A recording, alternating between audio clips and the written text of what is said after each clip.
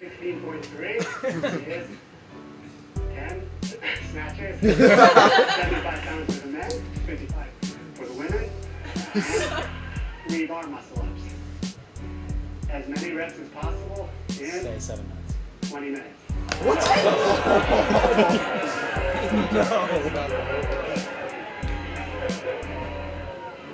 As many reps as possible in 7 minutes. Much better. It's time to put the engine in high gear. Perfect.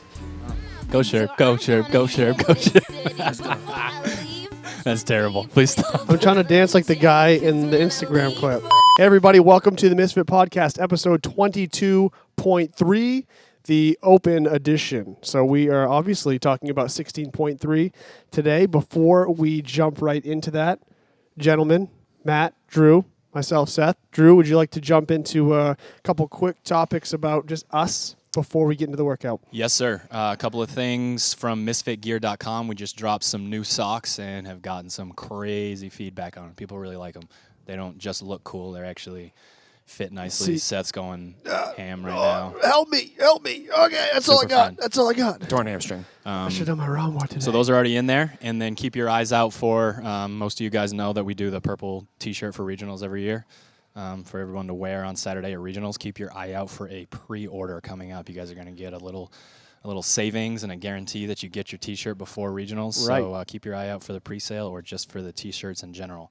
And last but not least, MisfitAthletics.com is going to look a whole lot different. April 4th, you're going to hit refresh.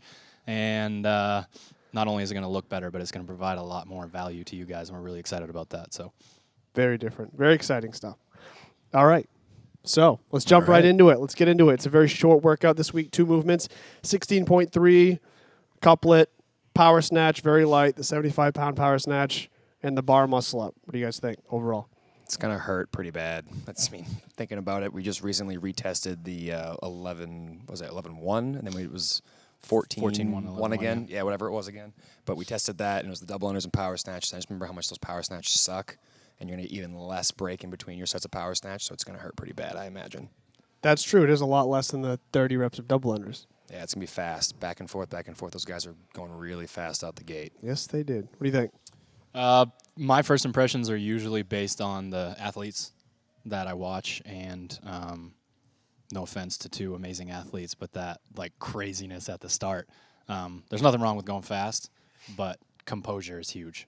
Right. So that's my first impression is how fast can you go and stay within yourself. It's almost like every line. Right, absolutely. And it's almost like every week we get to watch 2 people redline in the first 2 minutes, and then you go, okay, there's this spot where you can't go to too early. It's like they're the sacrificial lambs that we get to pick apart and make sure that we get make our plan around them. So yeah, they were done 3 rounds in 90 seconds. It's very fast. Way too fast, right? I don't know if anyone is going to be able to sustain that pace. I know we say this every week, and then someone says, I sustain that pace. But right, somebody does. But generally speaking... So we're saying no one can get 14 rounds currently. I don't think so. You can't do it. Okay. I don't think 14 rounds is going to happen. It could happen. I think between 12 and 13 is probably going to be the high end. And I'm wrong all the time, but that's my guess. How do you approach that pace for that first round when you really feel good? The snatches are super light for the high-end athletes. The bar muscle-ups, a set of 3 is a joke. How do you keep that composure so that you can continue to move through the full 7 minutes? Because 7 minutes is actually a long time when the rounds only take 30 seconds going full speed. So what is that pace, and how do you keep that? You'll do that first round, you look at the clock, and it'll be 31 seconds, and you'll be like, shit, I went too fast. So I look at this workout, and I think you said it earlier, upstairs is about 45 seconds per round will get you a very solid score. I mean, you get almost 12 rounds. I don't think an EMOM is appropriate, but somewhere kind of in between that 45 seconds and a minute per round will give you a very solid score. It's just about, like Drew said, being composed early on, not going 100 miles an hour out the gate and then going 90 seconds and shit, I went too fast and I got to break up the snatches, or I'm staring at the bar, chalking my hands. You could see Nick got I think it was the 4th round. He's already starting to chalk his hands for bar muscle ups, and realistically, I don't think you need chalk for 3 bar muscle ups or at all in a 7-minute workout. You just go, right? So I think that he realized, oh crap, I went too fast, and that's when, Sean Ramirez started slowly passing him. So finding that groove is going to be something I would, maybe play with before the workout, maybe try a round, see how a 40-second round feels, see how a 50-second round feels, and then go from there. I think it's important to know how you are as an athlete, because some athletes going faster at the start works for them. But what does fast entail? So let's say you and I did 10 snatches together, same time, and you just did yours unbroken smooth, and I went just freak mode and I spazzed out. We're probably going to finish pretty close to this. It's not going to be that much different, right? No, it'll be a second. Can you go unbroken? Can you stay smooth? Can you stay fast in your transitions? Fast is okay.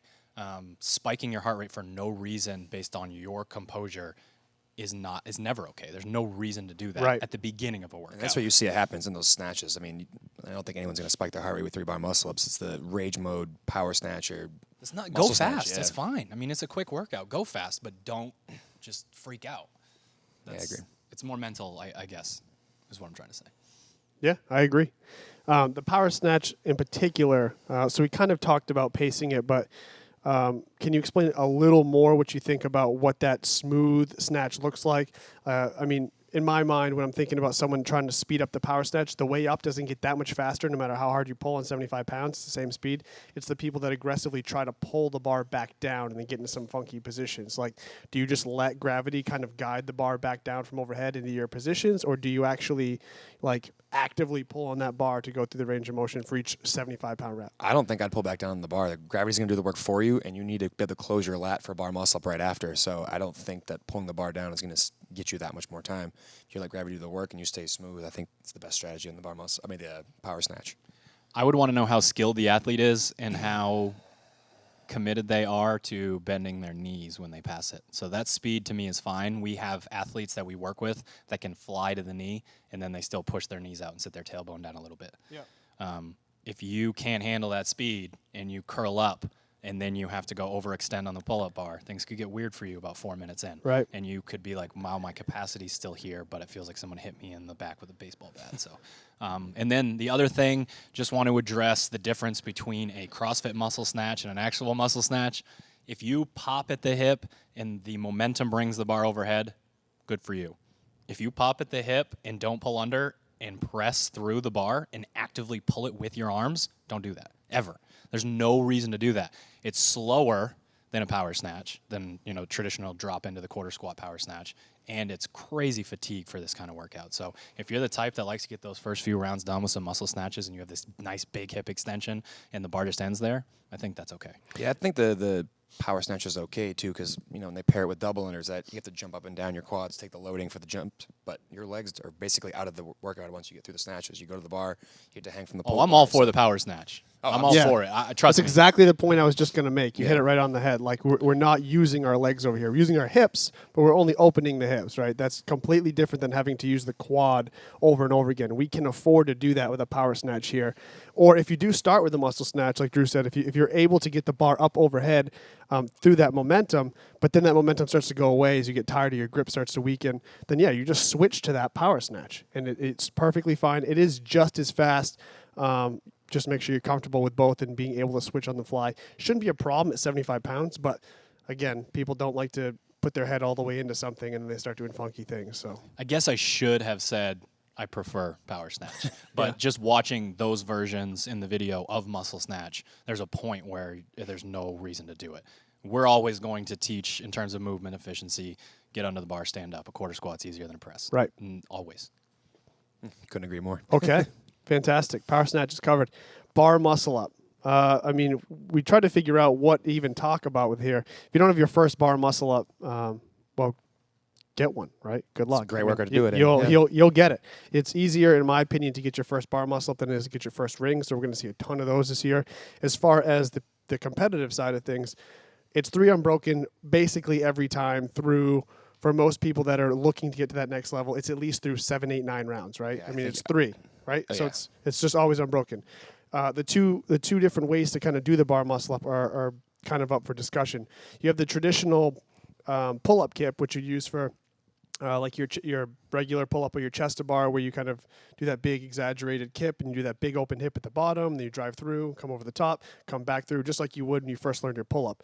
And then you have that kip that you kind of see them wait a little longer, the glide kip, which that you see in gymnastics more. They really bring their feet up higher and wait for their momentum to come back before they swing up and around. And whether you realize it or not, there's two very different ways people do things. I think both are acceptable. I think if you have that glide kip, that big gymnastics kip, even though I think the range of motion takes a little longer than the other one, I think it's easier and repeatable and much more powerful to get around the bar, because we're not trying to get up between the bar like we would with rings. We're trying to get around the bar. Definitely easier on the pull, I agree, but I think the time to do it is definitely slower per rep. Oh, so it is. May add up over the course of It seems to be awesome for females. Yes. That have an issue with the upper body portion, where they can basically raise their body up so high that they just fall back over the bar. I've talked to a few athletes that can do it that choose not to because they're just up there for so long. Right. Yeah. And those athletes all happen to be males. So. Yep. I mean, that makes sense. If you do have the upper body strength and you can kind of pull yourself up there, realistically, you're only looking at 30 reps.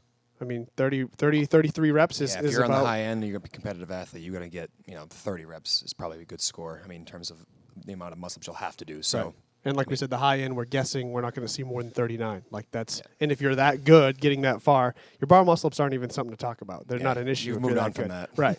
So, hand protection. absolutely. Definitely wear hand protection. This is kind of workout where I think you can get away with doing it more than once because of how short it is. Oh, you could do this 2 or 3 times. I'm thinking a lot like the handstand push-up power clean workout Yeah, from last year, absolutely. where you could do this Friday, Saturday, Sunday, Monday, as long as your hands don't tear. This is not something that's going to beat you up too bad. It's not like overhead walking lunges or, that heavy deadlift box jump workout from a couple years ago. So I think that... Or you could just crush it the first time. I'm just going to throw that out there. That is an option. We seem to have some athletes that don't know that, so I want to throw that out there. Why would you do that? Why don't you do it twice or 3 times, maybe 10 times? Sounds great. It's real fun. I mean, I'm impressed with how many of our people are one and done this year. We thought that was something that was never going to happen Some again. studs. But now 20-minute workouts. Jeez. Yeah, well, I mean, that's what they do every day. We just don't do that every day. That's what they do. So it doesn't surprise me at all. But that it seems like that field is separating more than I ever thought it would, with the people who are just so confident that the Open is not a thing. Yeah. It's just the steps, their warm up to get to regionals, and then the people that are really fighting is just this huge army of bubble athletes that are really having to battle, where that top tier is just it's just another workout for them. So I never thought I'd see the split like that either. But anyway, Cool workout. I Last like words? it. Yeah, I like the cool workout. I think it's the work awesome. capacity, hopefully your training all year has paid off to the point where you can go for 7 minutes and it'll be over. official top score predictions. Anyone? What's this? I got like 118 So and 123 up there. 130 is 10 rounds. So Okay. play off that. How many reps? I'd say probably 143 to 155. No. Oh, No. exact? Commit. Exact score? Commit. Oh, okay. Let's go 155. Holy shit! That's Over 13 rounds, right? that's 149. 149. That's a 1 rep Isn't shy. Right? 149? Oh, no. Oh, no. 179. Yeah, it's 156 would be 13. No, that would be 12 rounds. Yeah. Oh my god. Okay. I think it's just going to be just about 12 rounds. I think it's Really? going to catch up to people. I just think the 25 to I'm not 35 doing seconds math live rounds- on YouTube, but I think there's going to be 13 rounds on the dot. Do the math. No. Do 13 on the dot, huh? Wasn't that 169? All right, I'm gonna say 13 plus 1. Oh, it's like we're playing a 170. game show right now. Shit, go I over. lose. So was that 170? Yeah, I think so. Yeah. All right, 170. That's my guess. It's a female too. Oh, for sure. Range of motion. Could it be? I don't want to. Don't watch this, Alexis. No pressure. Just do your thing. No pressure. All right, we good? We're good. That's it for 22.3. We'll see you guys next week for 16.4. Thanks Good for luck, watching. guys. See you.